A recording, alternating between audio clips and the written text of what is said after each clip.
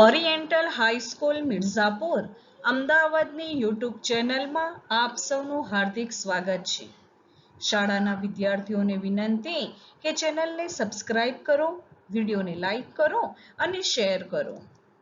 વિષય સામાજિક વિજ્ઞાન, ધોરણ 10 અને હું મંસૂરી નૂરજહાં આપની સમક્ષ પાઠ 4 ભારતનો સાહિત્યિક વારસો ભાગ 2 લઈ ઉપસ્થિત થઈ છું.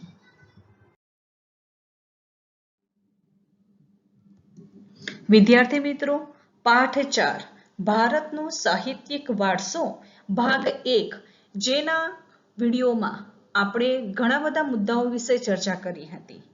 એટલે આ પાઠના અંદર આપણે શરૂઆતમાં પ્રાચીન ભારતીય સાહિત્યની વાત કરી હતી. અગાઉના વિડીયોમાં પ્રાચીન ભારતીય સાહિત્યમાં આપણે વેદો વિશે વાત કરી હતી. એટલે વેદો કેટલા છે, કયા કયા, તેના વિશે વાત કરી હતી. પ્રાચીન વૈદિક સાહિત્ય કયું છે, એટલે કે બ્રાહ્મણ ગ્રંથો, ઉપનિષદો, આરણ્યકો, વેદાંત સાહિત્ય. આ ઉપરાંત રામાયણ અને મહાભારત વિશે વાત કરી હતી. પ્રાચીન બૌદ્ધ સાહિત્ય, આ ઉપરાંત ગુપ્ત યુગનું સંસ્કૃત સાહિત્ય વગેરેના વિશે આપણે વાત કરી હતી. હવે આ જ પ્રકરણ 4 તેના આગળના મુદ્દા વિશે આપણે વાત કરીએ તો હવે આવે છે મધ્યકાલીન સાહિત્યનો પરિચય આપો. આપણે શરૂઆતના અંદર અગાઉના વિડીયોના અંદર પ્રાચીન સાહિત્યનો પરિચય આપો તેના વિશે વાત કરી હતી. હવે આજના આપણા આ વિડીયોમાં આપણે મધ્યકાલીન સાહિત્યનો પરિચય આપો તેના વિશે વાત કરીશું. તો આજના આપણા આ પ્રકરણના આ વિડીયોમાં આપણે આટલા મુદ્દા વિશે ચર્ચા કરવાની છે, જેમાં મધ્યકાલીન સાહિત્યના અંદર આપણે મધ્યકાલીન સમય દરમિયાન કન્નડ સાહિત્યનો પરિચય આપો, એટલે કે કન્નડ ભાષાના અંદર દક્ષિણ ભારતના અંદર તમિલ, તેલુગુ અને કન્નડ અને મલયાલમ આ ભાષાના અંદર સાહિત્યની રચના થઈ હતી. તો મધ્યયુગના અંદર કન્નડ સાહિત્યના અંદર સારો એવો વિકાસ થયો હતો, તો તેના વિશે વાત કરીશું. પછી મધ્યકાલીન યુગના ફારસી સાહિત્યનો પરિચય આપો, એટલે ફારસી ભાષાના અંદર જે સાહિત્ય રચાયું, કયા કયા પુસ્તકો રચાયા તેના વિશે વાત કરીશું. મધ્યકાલીન યુગના અંદર મુગલો ભારતના અંદર આવ્યા હતા. હવે મુગલોની વાત કરીએ તો ભારતના અંદર સૌપ્રથમ મુગલમાં બાબર બાદશાહ જે હતા તે સૌપ્રથમ ભારતમાં આવ્યા હતા. બાબર, પછી હુમાયું, અકબર, જહાંગીર, શાહજહાં અને સૌથી છેલ્લા ઔરંગઝેબ હતા. અને સૌથી છેલ્લામાં છેલ્લો મુગલ બાદશાહ હતા બહાદુર શાહ ઝફર. હવે તેમના સમય દરમિયાન જે સાહિત્યની રચના થઈ, જે પુસ્તકો રચાયા તેની વાત કરવાની છે. ત્યાર પછી ગુજરાતી ભાષાના અંદર ગદ્ય અને પદ્ય. ગદ્ય અને પદ્ય તો ખબર જ છે. ગદ્ય એટલે કે પાઠ સ્વરૂપે અને પદ્ય એટલે કવિતા સ્વરૂપે સાહિત્યનું જે રચના થઈ હતી તેના વિશે વાત કરવાની છે. આ ઉપરાંત અમીર ખુશરો એક મહાન સંગીતકાર, સાહિત્યકાર હતા, કવિ હતા, એક રહસ્યવાદી સંત હતા. તેનો પરિચય આપો, તેના વિશે વાત કરવાની છે. આ ઉપરાંત ભારતના અંદર ઉર્દુ ભાષાનો પણ વિકાસ થયો હતો, તેના વિશે વાત કરવાની છે. એટલે મધ્યકાલીન સાહિત્યનો પરિચય આપો. તો મધ્યકાલીન સાહિત્યના અંદર આ કુલ 6 મુદ્દાઓ વિશે આપણે ચર્ચા કરવાની છે.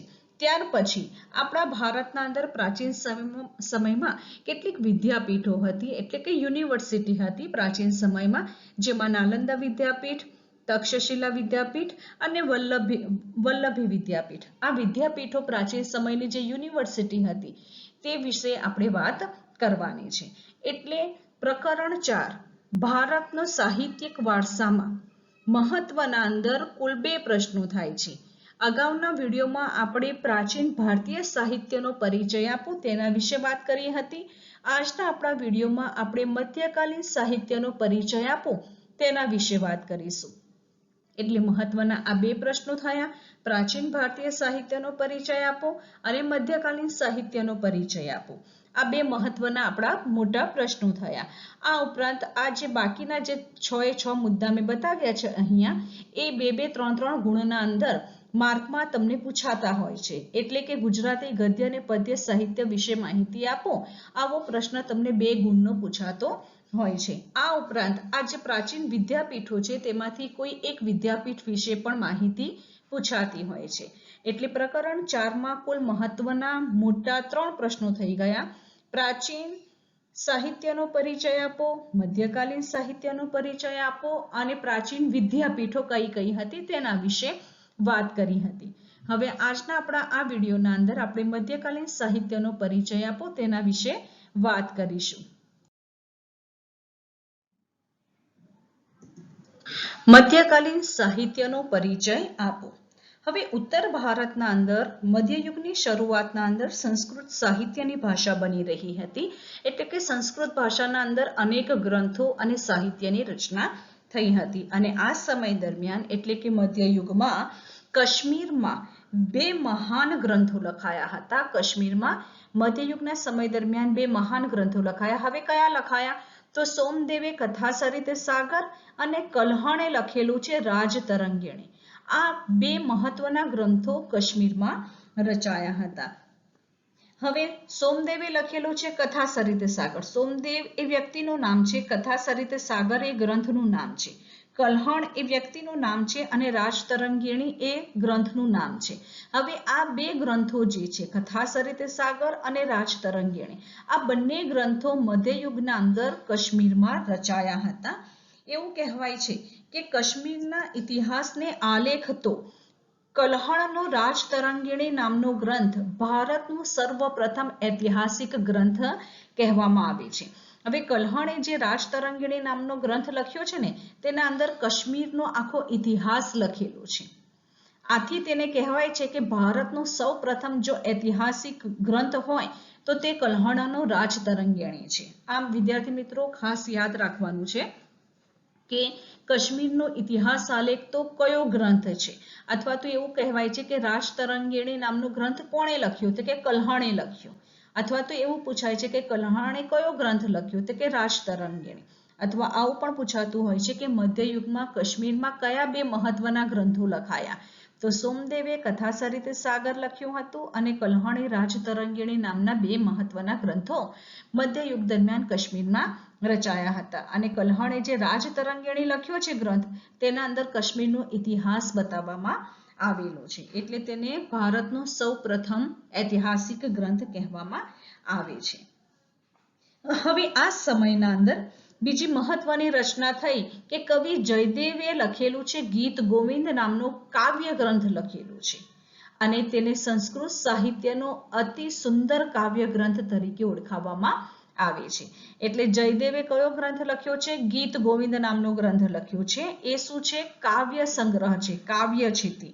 બરાબર, તે ગીત ગોવિંદ કાવ્ય સંગ્રહ જયદેવે લખેલો છે, જેની ગણના સંસ્કૃતના સુંદરમાં સુંદર કાવ્ય ગ્રંથોમાં થાય છે.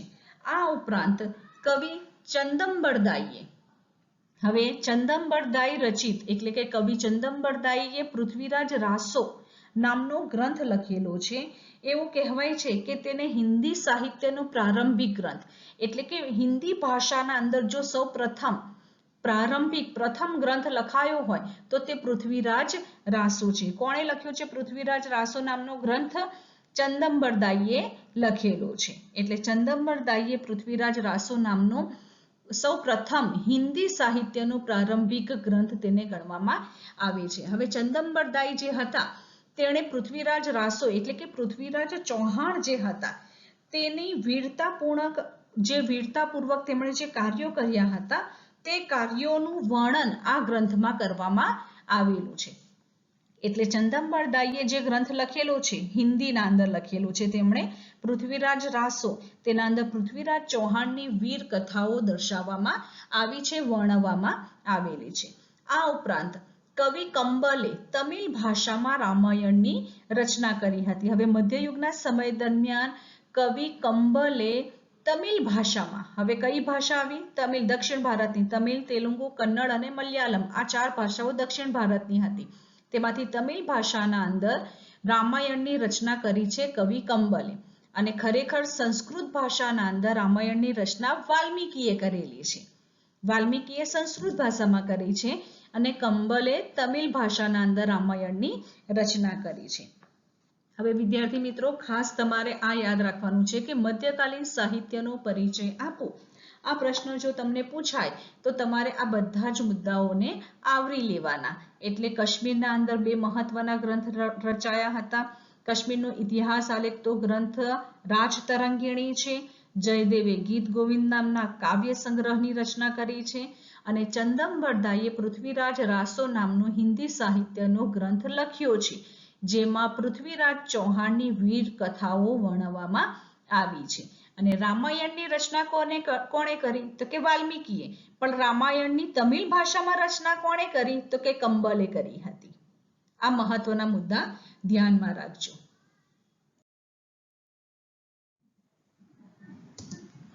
મધ્યકાલીન સાહિત્યનો પરિચય આપો. આ મહત્વનો પ્રશ્નના અંદર પેટા પ્રશ્ન એક થાય છે કે મધ્યકાલીન યુગના કન્નડ સાહિત્યનો પરિચય આપો. હવે મધ્યયુગના સમય દરમિયાન અનેક ભાષામાં સાહિત્યની રચના થઈ હતી. અનેક ભાષા એટલે કન્નડ સાહિત્યમાં હિન્દી સાહિત્ય, ઉર્દુ ભાષા, ફારસી, ગુજરાતી, આ બધી જ ભાષાના અંદર વિવિધ પ્રકારના ગ્રંથો રચાયા હતા. તો હવે મધ્યયુગના સમય દરમિયાન કન્નડ ભાષાના અંદર કયા સાહિત્ય, કયા પુસ્તકો રચાયા હતા તેની વાત કરવાની છે. તો મધ્યયુગના કન્નડ સાહિત્યની વાત આપણે કરીએ તો મધ્યયુગના સમય દરમિયાન કન્નડ ભાષાના પર એટલે કે કન્નડ સાહિત્યના ઉપર જૈન ધર્મની ગાઢ અસર થઈ અને જૈન ધર્મની અસરના કારણે શરૂઆતના અંદર કવિ પંપા, કવિ પોન્ના અને કવિ રન્ના આ ત્રણ કવિઓ છે અને તેમણે પુસ્તકો રચેલા છે. આથી કવિ પંપા, કવિ પોન્ના અને કવિ રન્નાને પ્રારંભિક કન્નડ સાહિત્યની ત્રિમૂર્તિ તરીકે ઓળખાવવામાં આવે છે. આ ત્રણને ત્રિમૂર્તિ તરીકે ઓળખાવવામાં આવે છે કન્નડ સાહિત્યની. હવે કવિ પંપા જે હતા તેમણે કયું પુસ્તક રચ્યું? તો કવિ પંપાએ જૈન તીર્થંકરોના જીવન ઉપર આધારિત આદિપુરાણ નામનો ગ્રંથ કવિ પંપાએ લખ્યો હતો. કવિ પોન્નાએ 16મા જૈન તીર્થંકર શાંતિનાથના જીવન ઉપર શાંતિ પુરાણ નામનો ગ્રંથ તૈયાર કર્યો હતો. અને કવિ રન્નાએ 2 ગ્રંથો લખેલા છે. એક તો અજીતનાથ પુરાણ અને એક ગદાયુદ્ધ નામના 2 ગ્રંથોની રચના કવિ રન્નાએ કરેલી છે. અને કવિ પંપા, કવિ પોન્ના અને કવિ રન્ના આ ત્રણને પ્રારંભિક કન્નડ સાહિત્યની ત્રિમૂર્તિ તરીકે ઓળખાવવામાં આવે છે. હવે આના અંદર તમને આ એક પ્રશ્ન ખાસ પૂછાતો હોય છે 2 ગુણમાં કે મધ્યકાલીન યુગના કન્નડ સાહિત્યનો પરિચય આપો. તો મધ્યયુગના અંદર કવિ પંપા, પોન્ના અને રન્નાએ જે પુસ્તકો રચ્યા છે તેની વાત કરવાની કે કવિ પંપાએ આદિપુરાણ નામનો ગ્રંથ રચેલો છે, કવિ પોન્નાએ શાંતિ પુરાણ. હવે શાંતિ પુરાણ જે છે તે 16મા જૈન તીર્થંકર શાંતિનાથ નામના જે જૈન તીર્થંકર હતા તેમના જીવન ઉપર આધારિત આ પુસ્તક લખેલું છે. અને કવિ પંપાએ જૈન તીર્થંકરના જીવન ઉપર આદિપુરાણ નામનો ગ્રંથ લખેલો છે. અને કવિ રન્નાએ અજીતનાથ પુરાણ અને ગદાયુદ્ધ આ 2 ગ્રંથો કવિ રન્નાએ લખેલા છે. અને આ ત્રણને પ્રારંભિક કન્નડ સાહિત્યની ત્રિમૂર્તિ તરીકે ઓળખાવવામાં આવે છે. મધ્યયુગના ફારસી સાહિત્યનો પરિચય આપો. હવે મધ્યયુગના અંદર ફારસી ભાષાના અંદર પણ અનેક પુસ્તકો રચાયા હતા, અનેક ગ્રંથો ફારસી ભાષામાં પણ રચાયા હતા. હવે તેની વાત કરીએ તો ફારસી દિલ્હીના સુલતાનોની રાજભાષા હતી. બરાબર. હવે દિલ્હીના અંદર જે સુલતાનોએ શાસન કર્યું હતું તો તેઓની રાજભાષા પોતાના રાજ દરબારના અંદર તેઓ ફારસી ભાષા બોલતા હતા અને રાજભાષા તરીકે તેને ઓળખાવતા હતા. એટલે લોકભાષા નહીં પરંતુ રાજભાષા ફારસી હતી. આ એક ખાસ યાદ રાખજો કે ફારસી એ દિલ્હીના સુલતાનોની રાજભાષા હતી અને તેના સાહિત્યની અસર રૂપે અનેક ફારસી શબ્દોનો સમાવેશ આપણી ભારતીય ભાષાઓમાં પણ થયેલો જોવા મળે છે. અને આ યુગમાં અનેક ઇતિહાસકારો થયા હતા અને તેના અંદર જિયાઉદ્દીન બર્નીએ ખલજી અને તગલક વંશના રાજ્યનું વિવરણ કરતો તારીખે ફિરોજ શાહી એટલે ફિરોઝ શાહ જે બાદશાહ થઈ ગયો તેના સમય દરમિયાનનું વિવરણ તેણે પોતાના પુસ્તકમાં કર્યું છે. તેથી તેને તારીખે ફિરોજ શાહી અને રાજકીય સિદ્ધાંતો ઉપર ફતવા એ જહાદારી નામના ગ્રંથો લખેલા છે. એટલે આ 2 ગ્રંથો ખાસ યાદ રાખવાના છે કે જિયાઉદ્દીન બર્નીએ લખેલું છે. ખલજી અને તગલક વંશ જે થઈ ગયા તેમના રાજ્યનું વિવરણ કરતો ગ્રંથ છે તારીખે ફિરોજ શાહી અને રાજકીય સિદ્ધાંતોના વિશે લખેલું છે ફતવા એ જહાદારી નામના ગ્રંથ જિયાઉદ્દીન બર્નીએ લખેલા છે. આ ઉપરાંત આ તારીખે ફિરોજ શાહી નામના ગ્રંથનું પુસ્તકનું નામ છે. અહીંયા તારીખે ફિરોજ શાહી લખેલું છે. એના રાજ્યનું વિવરણ કરતું છે, એટલે કે ખલજી અને તગલક વંશના રાજ્યના સમય દરમિયાન કેવા પ્રકારની શાસન વ્યવસ્થા હતી તેનું તમામ વર્ણન આ પુસ્તકમાં કરેલું છે. અને બીજું છે આ ફતવા એ જહાદારી નામનો ગ્રંથ, એટલે રાજકીય સિદ્ધાંતો, એટલે કે રાજ્યના અંદર કયા કયા પ્રકારના નીતિ નિયમો હતા તે બધા કયા ફતવા એ જહાદારીમાં તેમણે લખેલા છે. હવે સૌથી મહત્વનું, તે સમય દરમિયાન અમીર ખુશરો થઈ ગયા હતા. અમીર ખુશરો એવું કહેવાય છે કે આ સમયના સૌથી મહાન સાહિત્યકાર ગણાય છે. વિદ્યાર્થી મિત્રો, તમને ખાલી આ પ્રશ્ન પણ પૂછાતો હોય છે કે અમીર ખુશરો વિશે માહિતી આપો. તો અમીર ખુશરો જે હતા તે સૌથી મહાન સાહિત્યકાર તરીકે ઓળખાય છે. એટલું જ નહીં, તેઓ એક કવિ હતા, ઇતિહાસકાર, રહસ્યવાદી સંત હતા, સંગીતકાર હતા અને સુપ્રસિદ્ધ હજરત નિઝામુદ્દીન ઓલિયા જે હતા તેમના ગુરુ હતા. એટલું જ નહીં, તેઓએ ખૂબ જ મહત્વની કૃતિઓની રચના કરી છે, જેમાં અમીર ખુશરોએ આશિકા, નૂર, સિપીહર, કિરાતુલ સદાયન નામની કૃતિઓ તેમણે રચેલી છે. એટલે કે અમીર ખુશરોએ કયા પુસ્તકો લખ્યા છે? તો આશિકા, નૂર, સિપીહર અને કિરાતુલ સદાયન આ નામની કૃતિઓ અમીર ખુશરોએ લખેલી છે. એટલું જ નહીં, પરંતુ તેઓને પોતે અમીર ખુશરોને શાયરી અને સંગીતના તેઓએ ખૂબ જ મોટું પ્રદાન કર્યું છે. આથી તેમને તૂતીએ હિન્દ તરીકે પણ અમીર ખુશરોને ઓળખાવવામાં આવે છે. તૂતીએ હિન્દ એટલે કે હિન્દનું પોપટ તરીકે તેમને ઓળખાવવામાં આવે છે. આ ઉપરાંત અમીર ખુશરોને પોતે ભારતીય હોવાનો પણ ગર્વ હતો અને તેથી જ તો તે ભારતને પૃથ્વીનું સ્વર્ગ ગણાવતા હતા.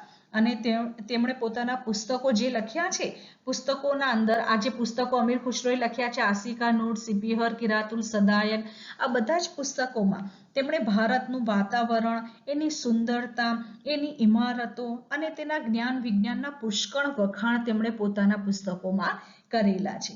અને તેઓ દ્રઢપણે માનતા હતા કે હિન્દુ ધર્મના અંદર જે સારું તત્વ છે, સારત્વ છે, અનેક રીતે ઇસ્લામ ધર્મને મળતું આવે છે, એ તેઓ ખાસ કહેતા હતા. એટલું જ નહીં, પરંતુ દિલ્હીની આજુબાજુ બોલવામાં જે ભાષા આવે છે તે ભાષાને તેઓ હિન્દવી કહેતા હતા અને તેને પોતાની માતૃભાષા ગણાવતા હતા. એટલે કે અમીર ખુશરો જે હતા તે દિલ્હીના આજુબાજુ જે ભાષા બોલાતી હતી તેને હિન્દવી કહેતા હતા અને તેને પોતાની માતૃભાષા તરીકે ઓળખાવતા હતા. અને આ જ ભાષામાં, એટલે કે હિન્દવી ભાષામાં જ તેમણે અનેક કવિતાઓ પણ રચેલી છે.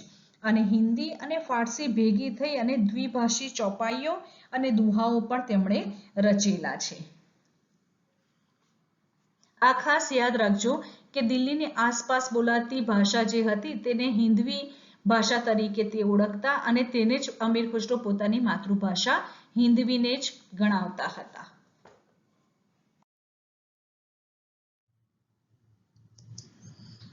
મધ્યકાલીન યુગના મુગલકાલીન સાહિત્યનો પરિચય આપો. આવો પણ એક પ્રશ્ન પૂછાતો હોય છે.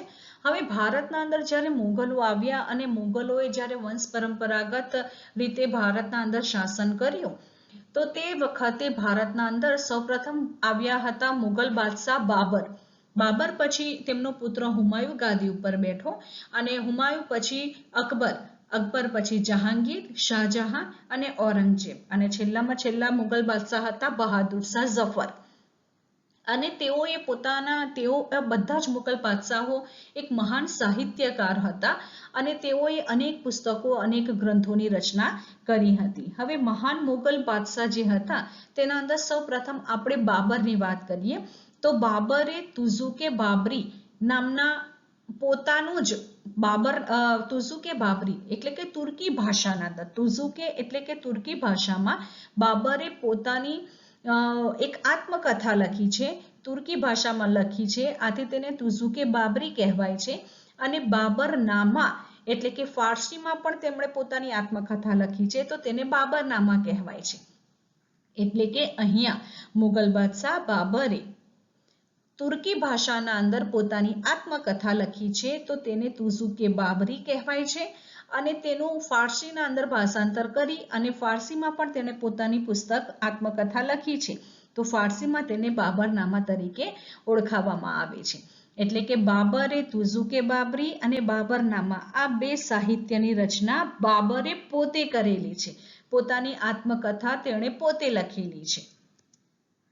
હવે જહાંગીરની વાત કરીએ તો જહાંગીરે તુઝુકે જહાંગીરે પોતાની જ આત્મકથા લખી છે. તેનું નામ છે તુઝુકે જહાંગીરી, એટલે કે તુર્કી ભાષામાં લખેલી છે.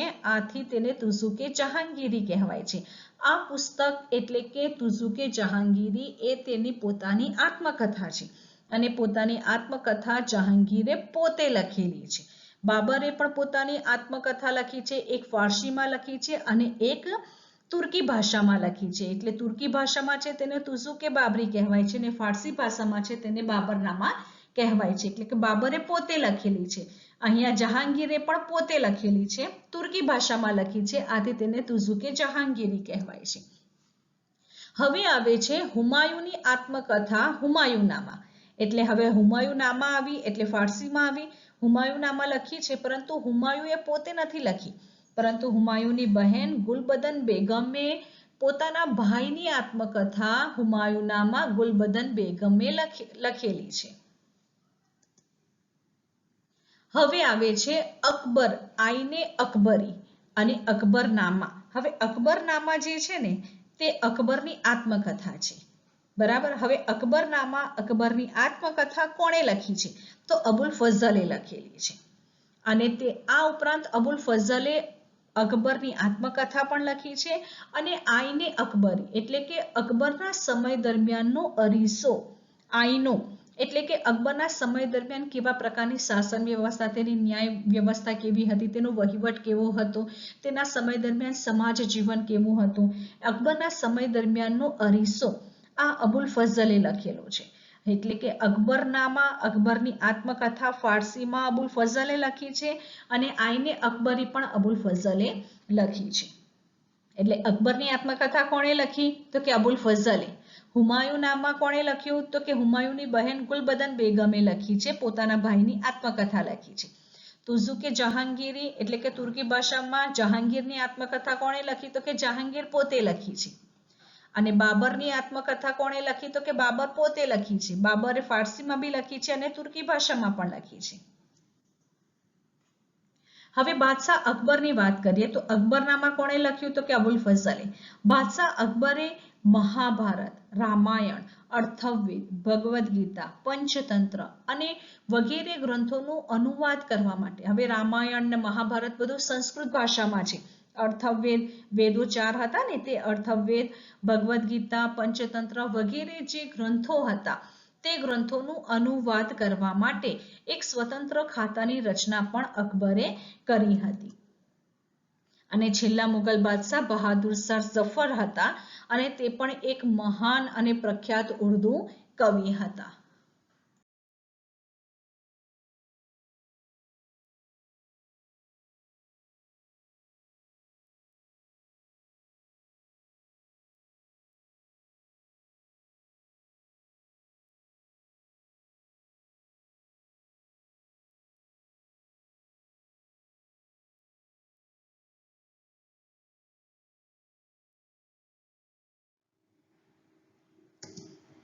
ગુજરાતી ગદ્ય અને પદ્ય સાહિત્ય વિશે માહિતી આપો. હવે ગુજરાતી ગદ્ય અને પદ્ય સાહિત્ય આવે એટલે નરસિંહ મહેતા તો આવવાના જ. આદિકવિ નરસિંહ મહેતાના ભક્તિ સાહિત્યથી ગુજરાતી ભાષામાં પદ્ય સાહિત્યનો પ્રારંભ થયો હતો. એવું કહેવાય છે કે નરસિંહ મહેતાથી દયારામ સુધીનો સમય મધ્યયુગનો સમય તરીકે ઓળખાય છે અથવા તો મધ્યયુગનો સમય તેને ગણાય છે. હવે તેના અંદર આપણે કહીએ કે કવિ દયારામ પછી એટલે કે નરસિંહ મહેતાથી દયારામ સુધીનો સમય જે છે તે મધ્યયુગનો સમય ગણાય છે અને દયારામ પછીથી નર્મદ અને દલપતરામ સુધીનો જે સમય છે તેને અર્વાચીન ગુજરાતી સાહિત્યની શરૂઆત થઈ હતી. એટલે દયારામ પછી જ્યારે નર્મદ આવ્યા અને દલપતરામથી અર્વાચીન ગુજરાતી સાહિત્યની શરૂઆત થઈ હતી. હવે કહેવાય છે કે મીરાબાઈના પદો, અખાના છપ્પા, પ્રેમાનંદના આખ્યાનો, ધીરા ભગતની કાફી, ભોજા ભગતના ચાપખા, પ્રીતમના પદો, શામળના છપ્પા, ભાલણના આખ્યાનો અને દયારામની ગરબીઓ વગેરે ગુજરાતી તે વખત દરમિયાન મધ્યયુગનું પદ્ય સાહિત્ય તેઓએ સમૃદ્ધ બનાવ્યું હતું. અને કવિ દયારામ પછી નર્મદ અને દલપતરામથી અર્વાચીન ગુજરાતી સાહિત્યની શરૂઆત થઈ હતી. હવે અર્વાચીન યુગની આપણે વાત કરીએ તો અર્વાચીન યુગની અંદર કયા મહત્વના પદ્ય અને ગદ્ય સાહિત્યની રચના કોણે કરી હતી?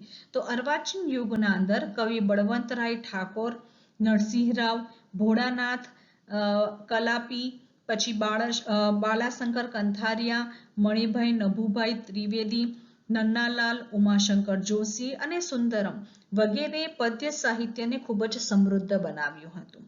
અને અર્વાચીન સમયમાં નર્મદ, પછી નવલરામ, કિશોરલાલ મચરુવાડા, મહિપતરામ રૂપરામ, ગોવર્ધનરામ ત્રિપાઠી, પન્નાલાલ પટેલ, ઈશ્વર પેટલીકર, ચંદ્રકાંત બક્ષી વગેરે સાહિત્યકારોએ ગદ્ય સાહિત્યને અર્વાચીન સમયમાં ખૂબ જ સમૃદ્ધ બનાવ્યું છે.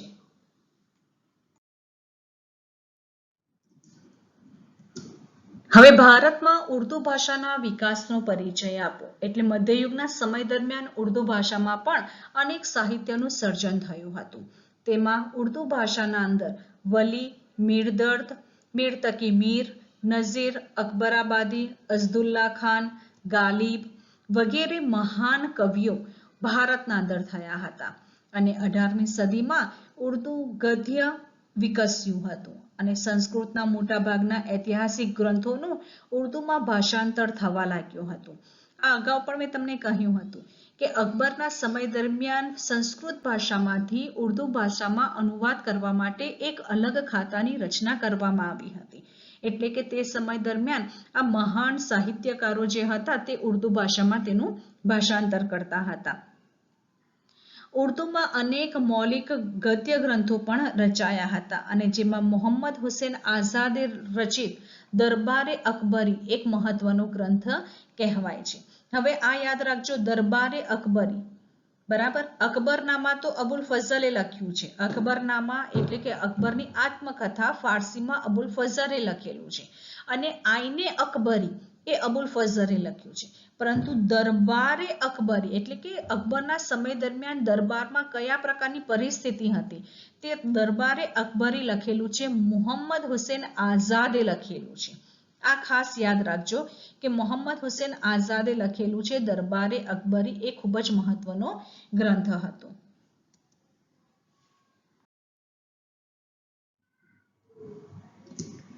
નાલંદા વિદ્યાપીઠ. વિદ્યાપીઠ એટલે કે શિક્ષણ આપતી યુનિવર્સિટી. કહેવાય છે કે પ્રાચીન સમયમાં આવી યુનિવર્સિટી, આવી વિદ્યાપીઠો સમગ્ર વિશ્વના અંદર આ વિદ્યાપીઠો ભારતની ખૂબ જ પ્રખ્યાત હતી અને દેશ વિદેશના અનેક વિદ્યાર્થીઓ શિક્ષણ પ્રાપ્ત કરવા માટે ભારતની નાલંદા, તક્ષશિલા અને વલ્લભી આ વિદ્યાપીઠોના અંદર શિક્ષણ પ્રાપ્ત કરવા માટે આવતા હતા. નાલંદા વિદ્યાપીઠ બિહાર રાજ્યના પટના જિલ્લાના બડગામ પાસે આવેલી હતી. કહેવાય છે કે અહીંયા મહાવીર સ્વામીએ 14 ચતુર્માસ કર્યા હતા. આથી તે જૈન ધર્મનું તીર્થ પણ બન્યું હતું. એટલે કે જૈન ધર્મના લોકોનું તે સૌથી મહત્વનું તીર્થધામ તરીકે તે નાલંદા વિદ્યાપીઠ ઓળખાય છે. નાલંદા ભારતીય સંસ્કૃતિનું તીર્થધામ હતું અને અહીંયા 5મી સદીમાં કુમારગુપ્તે એક વિહાર પણ બંધાવ્યું હતું અને તે બૌદ્ધ ધર્મનું કેન્દ્ર હતું.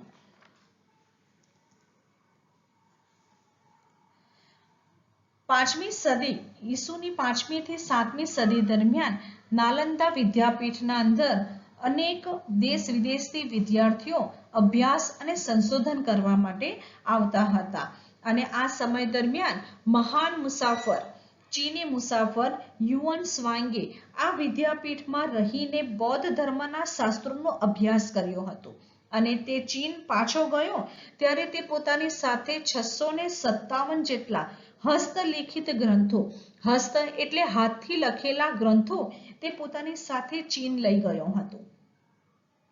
આ વિદ્યાપીઠના અંદર હજારો હસ્તલિખિત ગ્રંથોના અમૂલ્ય ભંડારો હતા અને અહીં વિશ્વમાં શ્રેષ્ઠતમ ગણાય તેવા ગ્રંથાલયો હતા. ગ્રંથાલયો એટલે કે લાઇબ્રેરી હતી અને અહીંનો ગ્રંથાલય વિસ્તારને ધર્મગંજના નામથી ઓળખાતો હતો. નાલંદા વિદ્યાપીઠના અંદર 7 મોટા ખંડો હતા અને તેમાં આશરે 300 વ્યાખ્યાન ખંડો હતા. વિદ્યાર્થીઓને રહેવા માટે મઠો હતા.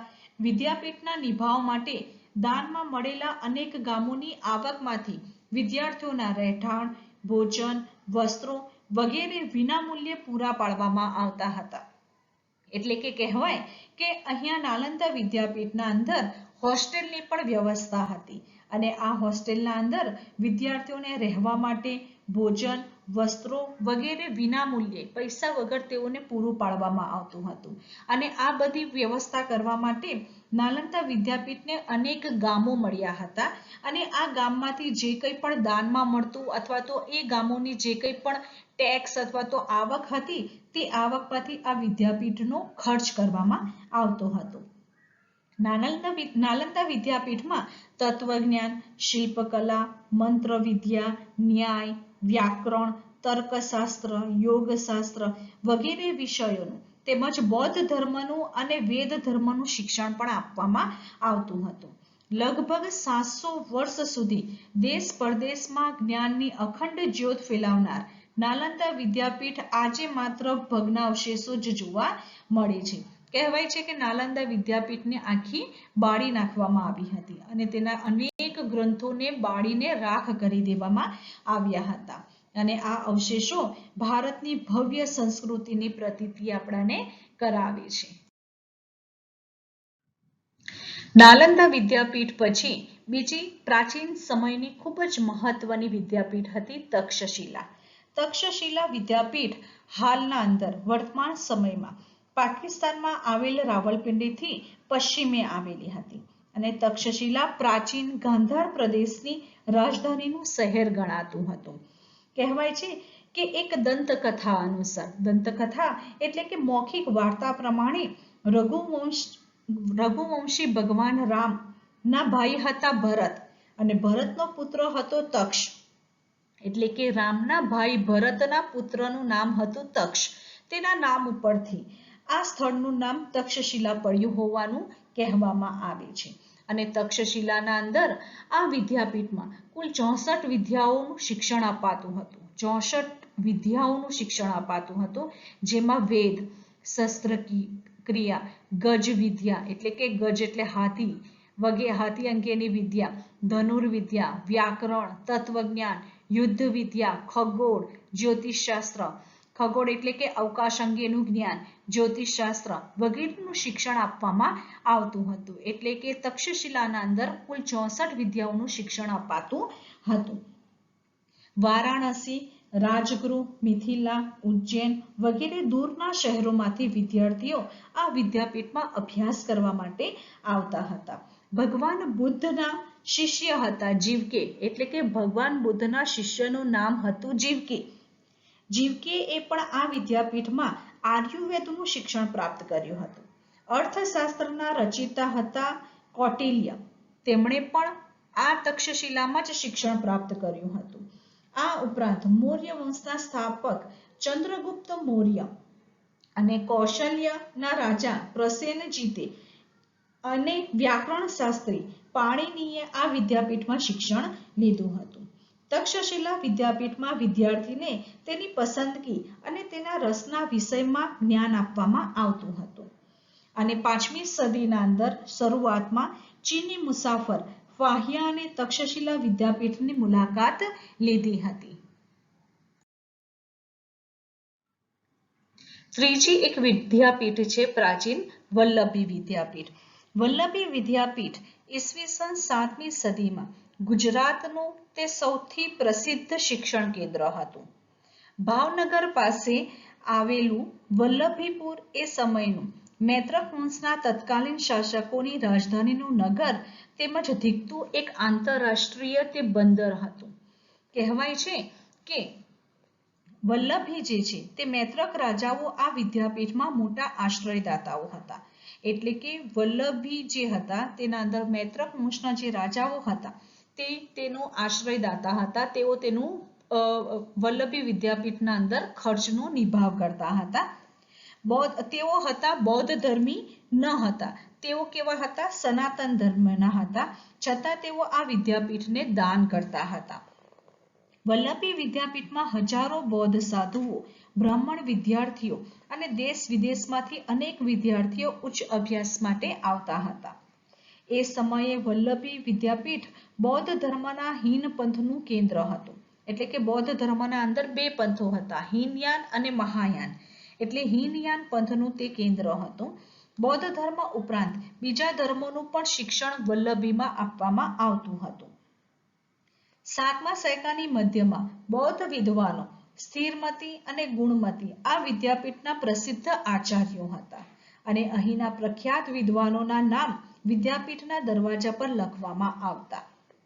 વલ્લભી વિદ્યાપીઠની વિશિષ્ટ શિક્ષણ પ્રણાલીના કારણે ભારત અને વિશ્વમાં આ વિદ્યાપીઠ ખૂબ જ પ્રસિદ્ધિ પ્રાપ્ત કરી હતી અને મોટા ભાગે દરેક વિષયનું શિક્ષણ વલ્લભી વિદ્યાપીઠમાં આપવામાં આવતું હતું. આથી જ કહેવાય છે કે તે એક આંતરરાષ્ટ્રીય વિદ્યાપીઠ હતી. ચીની પ્રવાસી ઇત્સંગે લખ્યું છે કે વલ્લભી વિદ્યાપીઠ પૂર્વ ભારતની પ્રસિદ્ધ શિક્ષણ સંસ્થા નાલંદા સાથે સ્પર્ધા કરતી હતી અને તે નાલંદા જેટલી જ ખૂબ જ પ્રસિદ્ધિ અને ખ્યાતિ ધરાવતી હતી. અરબોના આક્રમણના કારણે મૈત્રક વંશનો અંત આવ્યો અને એ પછી આ વલ્લભી વિદ્યાપીઠની કીર્તિ ઝાંખી પડવા લાગી અને થોડા સમય પછી આ વિદ્યાપીઠનો અંત આવ્યો.